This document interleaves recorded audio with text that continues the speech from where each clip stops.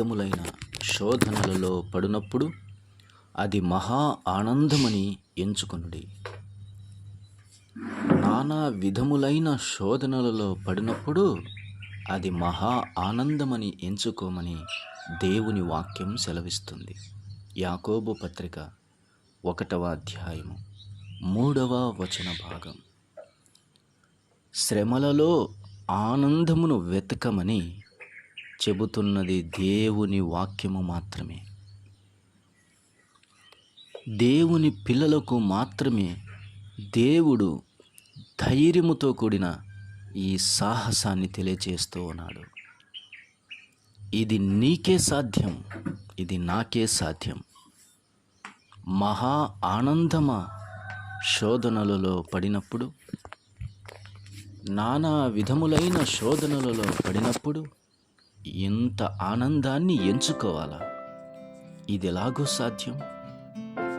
ఒక వ్యక్తి ఒక ఇనుము పనిముట్టును తనకు కావలసినటువంటి రూపంలోనికి మలవటానికి చాలా ప్రయత్నాలు చేశాడు. అంత బలమైనటువంటి ఇనుమును అతడు వంచలేకపోయాడు. కానీ అదే ఇనుమును ఆ వ్యక్తి కొలిమిలో వేసి కాల్చినప్పుడు అత్యంత ఈజీగా రెల్లును వంచినట్టుగా దానిని వంచి తనకు కావలసినటువంటి ఆకృతిలోనికి, తనకు కావలసినటువంటి రూపంలోనికి అత్యంత సులువుగా చేసుకోగలుగుతూ ఉన్నాడు. సులువైనటువంటి రీతిగా అతడు చేసుకోవటానికి గల కారణం, అతడు ఆ ఇనుమును అగ్నిలో కొలిమిలో వేసి కరగపెట్టడం అనే ఒకే ఒక ప్రాసెస్. మన జీవితాలలో కొన్ని సంపాదించటానికి అనువైన ఒక స్థానం, అది శోధనల వలయం. అనువైన ఒక స్థానం, అది పరీక్షల కొలిమి. దాని నుంచి మాత్రమే మహా ఆనందాన్ని కూడగట్టుకుంటాం.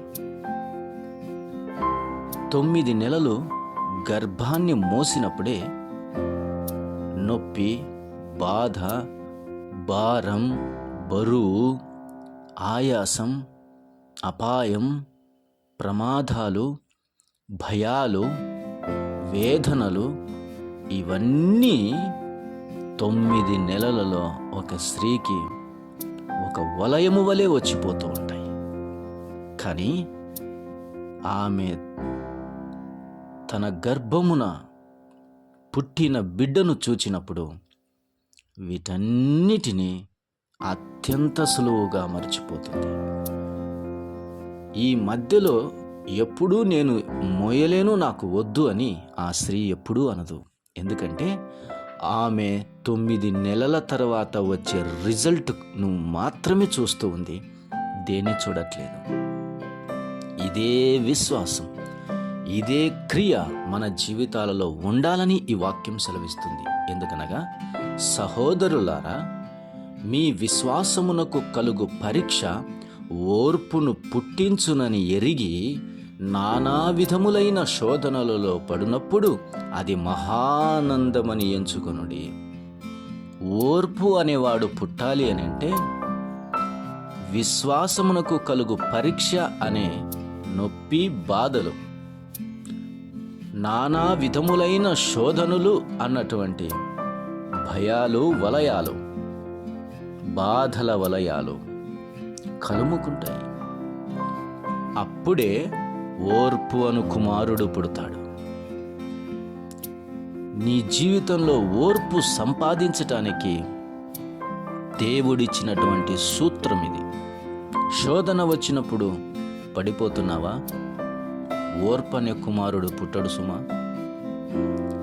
పరీక్ష, విశ్వాసమునకు కలుగు పరీక్ష అన్నది ఎదురైనప్పుడు వాటిని తప్పించుకొని పారిపోతున్నావా? ఓర్పు అన్నవాడు పుట్టడు నీ జీవితంలో. ఆకలి, నష్టం, దారిద్రత, లేమి అన్న వాటి నుంచి ఓవర్కమ్ చేయటానికి తప్పు త్రోవలను తొక్కుతున్నావా? అబద్ధములను మాట్లాడుచున్నావా? నాలుకను వంకరగా చేసుకొని వక్రబుద్ధితో ప్రవర్తిస్తూ కాలం గడిపేస్తున్నావా? ఓర్పు అన్నది నీ జీవితంలో పుట్టదు. ఓర్పు అన్నది నీ జీవితంలో పుట్టాలి. ఓర్పు పుట్టినప్పుడే మహా ఆనందాన్ని చూస్తావు. ఓర్పు అన్నటువంటి నావ ప్రయాణము చేసినప్పుడే సుందరవనం అనే ధరి చేరగలుగుతావు. అత్యంత శోభాతిశయమైనటువంటి రమ్యమైన స్థానములను చూడగలవు. వేరొక మార్గము లేదు సుమా. ఆ ఓర్పు అన్న కుమారుణ్ణి నువ్వు కనాలి అనుకుంటున్నావా? అలాగైతే పరీక్ష శోధనలు అన్నవి సహించవలసినదే. ఇంత ధైర్యముతో కూడిన ఈ స్టేట్మెంట్ దేవుని పిల్లలైన నీకై నాకిస్తున్నాడు దేవుడు. కారణం, సహించగలిగిన పరిశుద్ధాత్మ దేవుని సహవాసం మనకున్నది.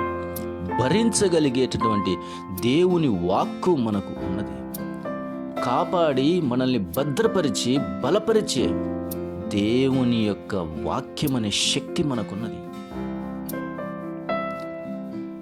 దేవుని సహవాసం మనకున్నది, సన్నిధి మనకున్నది. అందుకని మనకే చెప్పగలడు దేవుడు. మనము మాత్రమే ఈ లోకంలో విశ్వాస పోరాటాన్ని గెలవగలం.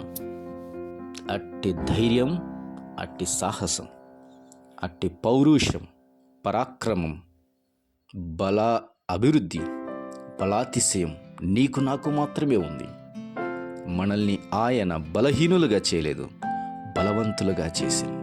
శక్తిహీనులుగా చేయలేదు, శక్తివంతులుగా చేశాడు. జ్ఞానహీనులుగా చేయలేదు, జ్ఞానము గలవారిగా చేశాడు. ఆయన మనల్ని పిలిచినవాడు, నమ్మదగినవాడు. ఈ మాటలు వింటుండగా ఓర్పు అను కుమారుని కనాలని ఆశపడుతున్నావా? నీ జీవితంలో ఓర్పు అనేది వస్తే దాని ద్వారా సాహస కార్యాలు చేయవచ్చు. ఓర్పు అన్న దానితో భీకర కార్యాలు చేయవచ్చు. ఓర్పు అన్న దానితో విశ్వాస శూరత్వాన్ని ప్రదర్శించవచ్చు.